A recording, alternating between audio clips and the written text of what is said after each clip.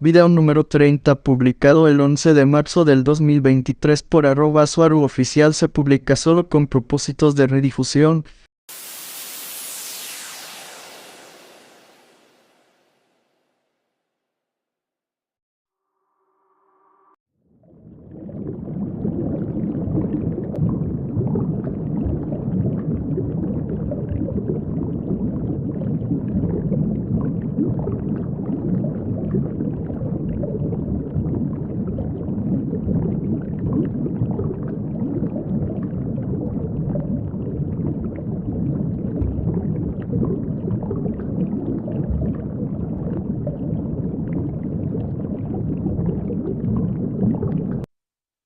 La muerte y el ego, un punto de vista diferente de mi último video. Hola de nuevo. Soy Mari Suaru. Bienvenidos a mi canal y gracias por estar aquí conmigo una vez más. El cuerpo y la forma en que encierra la conciencia y el conocimiento de un alma en tener una experiencia que es limitada a través de la capacidad de percepción de solo sus 5 sentidos básicos, y combinado con el velo del olvido, crea una ilusión muy fuerte de que el mundo material es todo lo que hay, también haciendo que el individuo entre en un estado determinista, como también en modo de víctima, causando que el alma tenga una experiencia limitada ya que no tiene el contexto, como memoria, para saber completamente, o recordar que es mucho más que solo un cuerpo, que solo está teniendo una experiencia temporal en el mundo de los vivos. Esto naturalmente crea una percepción limitada de lo que es la existencia, y con ello, se crea el concepto de yo, de mí, de la identidad del ego, dejando al alma, la verdadera conciencia que todos somos, solo como algo muy atrás que se manifiesta como un profundo sentimiento de que falta algo muy esencial. El miedo a la muerte aparece entonces de forma natural, tanto como resultado de la observación de otros seres muriendo alrededor del sujeto, como por un profundo conocimiento interior de su propia finitud. La muerte como el fin de esa identidad, de ese yo ligado a esa criatura concreta que vive sus pocos días de existencia en el mundo de los vivos, y que hará hasta lo imposible por mantenerse con vida el mayor tiempo posible, y pase lo que pase. Y eso muchas veces puede incluir incluso pasar por encima de la vida de los miembros de su propia especie. Con ello contribuyendo al concepto de supervivencia del más fuerte.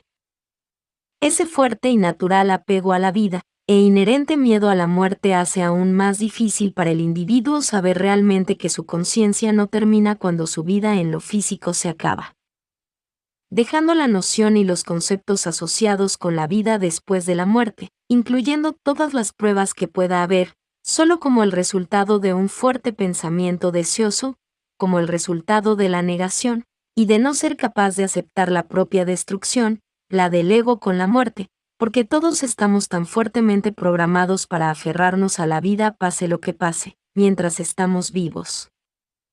Pero algunas personas sí recuerdan vidas pasadas, en un grado u otro, y algunos otros incluso recuerdan cómo era estar en el espacio entre vidas. Por extraño que parezca, esos individuos aceptan abiertamente ser capaces de apreciar la vida incluso más que los individuos que no recuerdan nada más allá de su vida actual. Aunque esto es solo una observación subjetiva, también está respaldada por la experiencia de los individuos que después de sufrir una experiencia cercana a la muerte acaban cambiando su mentalidad sobre la vida y la muerte. Los individuos así, durante sus vidas tienden a no preocuparse tanto por su destrucción en el momento de la muerte, por lo que se centran más en disfrutar de la vida, sabiendo también que el morir no resolverá sus problemas psicológicos, ni su dolor mental. Todo lo que está atormentando al individuo mientras está en el lado de los vivos lo seguirá al mundo espiritual, ya que nuestra experiencia y todo lo que hemos aprendido mientras estamos vivos es todo lo que nos llevamos al otro lado, creando con ello la percepción desde el lado del mundo espiritual, de necesitar reencarnar para resolver todo lo que el individuo percibe que dejó sin hacer. Todos esos problemas mentales y psicológicos acaban siendo llevados al más allá cuando el individuo no suelta su identidad de ego, ya que esos problemas son un gran factor formador del ego, justamente por el miedo de la persona a la destrucción, ya que naturalmente asocia al ego solo con la identidad física en el mundo de los vivos. Los individuos que han muerto por suicidio solo acaban descubriendo que aquello de lo que intentaban escapar, todo su dolor mental y psicológico, les ha seguido al lado espiritual, y lo que es peor, ya no pueden hacer nada por resolver sus problemas, pues aquello que los causó les es inaccesible ahora, porque está en el mundo de los vivos, y ellos no. Esto provoca en el individuo un fuerte deseo de reencarnar, y en alguien que en la percepción de su espíritu, tiene algún ángulo que podría ayudarle a resolver sus problemas y cuestiones. Otra causa fuerte para la reencarnación es que algunas veces el alma no puede escapar de toda la herida y el dolor psicológico que la siguió desde su última vida, haciéndola querer usar el velo del olvido como algún tipo de alivio temporal para escapar de sus problemas. Como reacción o mecanismo de escapismo. Todo lo que acabo de decir es casi lo opuesto a lo que expliqué en mi video anterior, un punto de vista que se inclina hacia que todos los datos apuntan a un resultado positivo, donde todos los recuerdos hirientes de los eventos que tuvieron lugar en la última encarnación son transmutados en positivos que nutren el crecimiento espiritual. Y el otro donde esos eventos traumáticos se convierten en algo que atormenta al alma, ya que en su percepción esos asuntos no pueden ser resueltos desde el lado espiritual. Así que eso nos hace preguntarnos cuál de los dos es lo correcto, y yo creo firmemente que ambos son correctos, pero el que se experimente uno o lo otro, dependerá solamente de la percepción y mentalidad del individuo que trasciende o muere. Como referencia, volveré a utilizar el trabajo de Dolores Cannon, porque allí ella insiste en que todo apunta a que todo el trabajo espiritual necesario para resolver las cuestiones psicológicas del sujeto tiene que hacerse solo en, y desde el lado de los vivos, mientras viven, aunque personalmente no estoy totalmente de acuerdo con sus conclusiones aquí, o solo parcialmente. Insisto en que la idea de que todas las cuestiones de un alma tienen que ser resueltas desde el lado de los vivos, es porque esas cuestiones se formaron o fueron causadas precisamente en el lado de los vivos. Y siendo un alma en el más allá, todo en el mundo material sería lógicamente inaccesible. Sin embargo, las cuestiones que están, o se formaron en el lado espiritual podrían ser abordadas y arregladas desde ese mismo lado. Todo esto visto desde la idea de percepción de que hay un lado espiritual y un lado material, lo que hace que los seres lo suficientemente avanzados como para saber que tal dualidad es solo una ilusión, sean capaces de abordar todas sus cuestiones y problemas desde cualquier lado en el que su atención pueda estar, si es que un ser de tal nivel tiene siquiera ese tipo de cuestiones por resolver, por supuesto. Creo firmemente que uno u otro concepto, sobre lo que ocurre con la interpretación que tienen los sujetos de los acontecimientos traumáticos, sea mientras estén vivos o ya en el lado espiritual, no depende de nada más que del propio individuo. Que el individuo pueda transmutar los malos sucesos en útiles y nutritivos para su crecimiento espiritual, o que permanezca en un estado atormentado por esos mismos sucesos, solo depende de quién sea cada alma. Depende de su individualidad y la filosofía de vida que ha desarrollado cuando estaba vivo y durante sus vidas pasadas también, ya sea que el individuo las recuerde o no, ya que todavía dan forma a lo que son desde el inconsciente. Y lo que puede ser peor, un individuo en cierto estado mental mientras murió, puede permanecer atrapado en sus propios pensamientos de dolor, permaneciendo en una forma de manifestación de cuerpo etérico, que no está plenamente en el mundo de los vivos, ni tampoco está en el mundo espiritual, estando autoatrapado en lo que llamaríamos el bajo astral. Como un fantasma, tal vez. Sentimientos extremos de dolor psicológico y heridas mentales, un fuerte apego a cualquier cosa en el mundo material, y sobre todo mucha ira, miedo y culpa, son lo que atrapa a un alma allí en el bajo astral, que yo podría describir como una caricatura oscura, o como espejo deformado del mundo de los vivos. Una interpretación mal manifestada y retorcida del llamado mundo material. En mi opinión, nadie se pierde ni queda atrapado en ninguna parte cuando desencarna, porque solo experimenta exactamente aquello en lo que se centra y en lo que tiene su atención. Y como explicó otra líder espiritual muy respetada, Tio Swan, un fantasma o un espíritu solo sería una especie de eco de una persona, y no la experiencia objetiva de un alma real. Yo personalmente añadiría que ese eco podría ser causado por algún tipo de anomalía temporal, ya que el tiempo es extremadamente flexible y solo depende de quien lo experimenta. Así, en determinadas circunstancias, un fantasma puede ser solo un atisbo de un suceso pasado que se ha filtrado en el momento presente lo suficiente como para ser visto. Puede que ese fantasma no sea un espíritu en absoluto, sino una anomalía temporal en la que dos acontecimientos diferentes, ambos ocurridos en el mundo de los vivos, se cruzan, ya que no existe el tiempo y solo existe el ahora.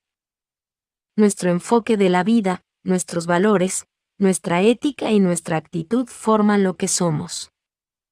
No se nos da un alma, ni tampoco tenemos un alma, sino que somos un alma.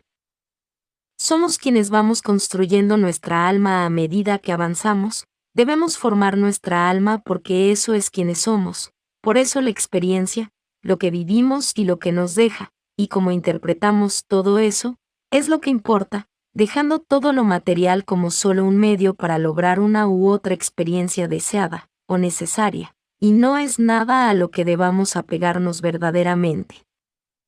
Un alma se construye poco a poco, con nuestra experiencia personal, y requiere mucho esfuerzo, tiempo en vida y dedicación. Es difícil y es complicado, pero esa es nuestra misión y nuestro propósito en la vida y también en el más allá. Construir lo que somos. Y lo que hacemos y cómo interpretamos de lo que experimentamos, es lo que somos y quiénes somos. Y construimos nuestra alma sin importar dónde esté nuestro enfoque, en el mundo de los vivos o en el mundo espiritual también, ya que todo es experiencia. Si somos nosotros quienes manifestamos nuestra vida, y quienes decidimos qué y cómo experimentamos todo en ella, lo mismo ocurre en el lado del mundo espiritual, e incluso más allí, ya que allí lo manifestamos todo mucho más rápido, porque esa realidad es menos densa. Así que el cielo o el infierno no es un lugar al que somos enviados, o donde vamos cuando morimos, es lo que somos, lo hacemos o formamos nosotros mismos, causamos uno u otro y todos los grados intermedios, ya sea cuando estamos vivos o cuando estamos en el mundo espiritual, porque al final todo es lo mismo, todo es mundo espiritual. El mundo material es solo una ilusión, insisto. Creamos nuestro cielo y creamos nuestro infierno, porque lo que experimentamos y la manera con la cual interpretamos eso, es un reflejo directo de lo que somos. En el mundo material, un cambio de pensamiento y de percepción puede llevar tiempo, ya que allí todo es pastoso y lento, pero sí cambia. Y no importa lo que estemos viviendo en el ahora, lo que suceda después depende solo de nosotros, y del valor que le demos a cada cosa. En el mundo de los vivos es fácil sentir que no tenemos control sobre nuestras vidas, y en muchos casos puede ser así, pero solo como resultado de renunciar a nuestro derecho a decidir sobre nosotros mismos. Y esto ocurre sobre todo como resultado de apegos a ideas como la culpa, el karma y sentimientos de inutilidad personal y baja autoestima. Y esto puede ser el resultado de estar en un entorno equivocado, y alrededor de personas que son tóxicas para nosotros. Todo esto nos hace sentir que no merecemos un cambio en nuestras vidas, porque incluso podemos pensar que el hacer un cambio positivo para nosotros mismos es ser egoístas. Pero ese sentimiento de ser egoísta comúnmente se nos es implantado por personas manipuladoras con rasgos narcisistas, muy probablemente, sobre todo si son familiares cercanos. ¿Quiénes somos? Y lo que viviremos o experimentaremos depende de nosotros y solo de nosotros. Por eso es tan importante crear y construir nuestra alma. Por eso debemos responsabilizarnos de lo que pensamos y de lo que hacemos. Y no seguir a nadie, sino nutrirnos de todos, siendo nosotros quienes decidamos qué partes de los contenidos que consumimos nos son útiles, y qué partes no. O sea, conservando y construyendo nuestra propia individualidad. Siempre sabiendo que todo es información, y que nada es la verdad última, ya que eso solo depende de puntos de vista que pueden ser perfectamente válidos para la otra persona. Todos vamos construyendo nuestra alma a medida que avanzamos, pero al final, y desde el punto de vista más expandido, todos somos realmente uno, y todas las demás personas solo son nuestras sombras, quienes fuimos alguna vez, y quienes seremos después. Ser amable con los demás es ser amable con uno mismo. Así que, por favor, ámate a ti mismo. Gracias por ver mi video. Con mucho amor. Mari Suaru.